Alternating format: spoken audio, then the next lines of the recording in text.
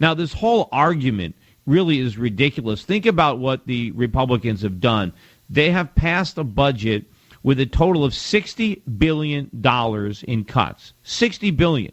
We're talking about a budget of $3.7 trillion where the deficit is $1.6 trillion.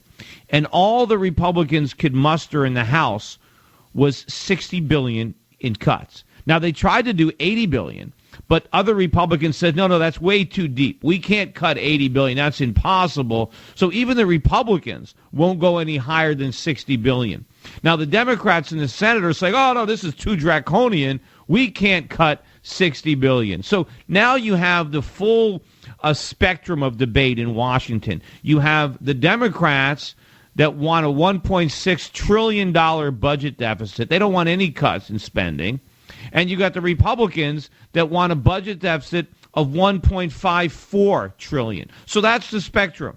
It's, there's a big debate between should we have a deficit of $1.54 trillion or should we have a deficit of $1.6 trillion. That's it. And they're actually arguing over this $60 billion. They're actually talking about shutting down the government over $60 billion. Maybe if this was $600 billion, there'd be something if it was 10 times as big. But think about this. Even if we were talking about $600 billion in cuts, $600 billion, 10 times what they're arguing about, we'd still have a $1 trillion deficit for the current year, even if they cut 10 times what they're arguing over. I mean, talk about, this isn't just rearranging the deck chairs on the Titanic. This is arguing about where to put them. You've got the Republicans that want to move them over from the promenade deck to the Lido deck, and the Democrats want to keep them on the Lido deck. Nobody is talking about the fact that the ship is sinking. This whole thing is a farce.